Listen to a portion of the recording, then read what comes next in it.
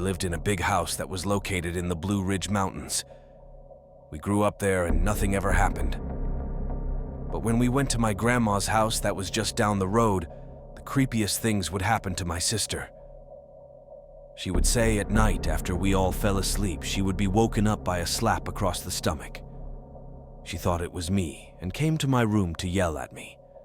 When she came in, I was sound asleep and she freaked out, so I let her sleep in my room. Another time we were outside playing, and it was getting dark. I said as we were cleaning up I had to go inside to the bathroom, and I would be back. She said okay. But when I got back, she was laying on the ground, screaming and crying. She said she saw me come out of the house and run right at her, and then punch her in the face. Then she said I took off around the corner of the house, and when she went after me, she saw something horrifying. She said it was a tall creature, probably about 7 and thrift, and wearing a black robe.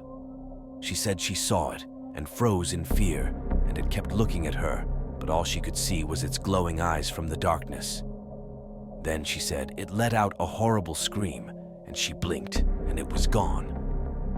Then she collapsed on the ground, where I saw her.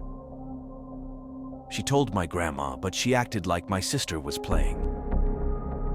2 days later, my grandma came flying up to our house at about 10:30 a.m. She came in screaming. She said she was last night in the kitchen making brownies when she heard someone at the front door knocking.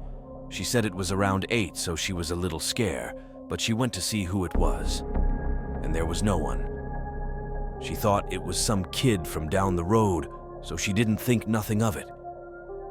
But then later in the kitchen, she out of the corner of her eye saw a little man walking from the living room up the stairs. She flipped out, but then she talked herself down, thinking she was just seeing things. She said she didn't go to bed until 3 in the morning, which isn't unusual for her. And she said it was around 10 in the morning when she felt the blanket being pulled off of her. She shot up and saw a little man at the foot of her bed, smiling. So she ran out of the house and came straight to us. She now sold the house.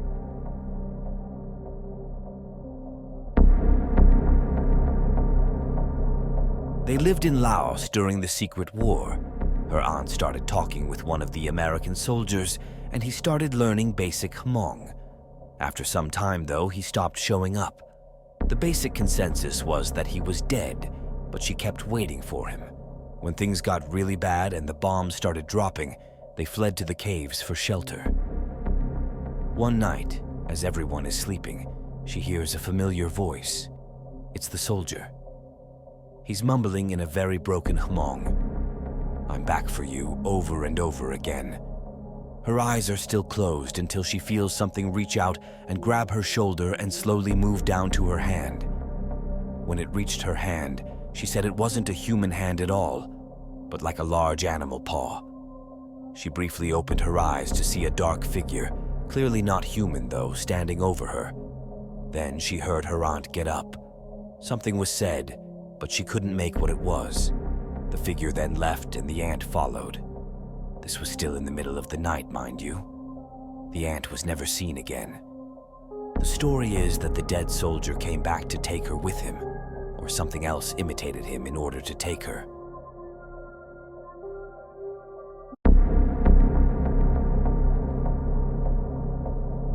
This happened about 8 or so years ago around Thanksgiving at my grandma's house.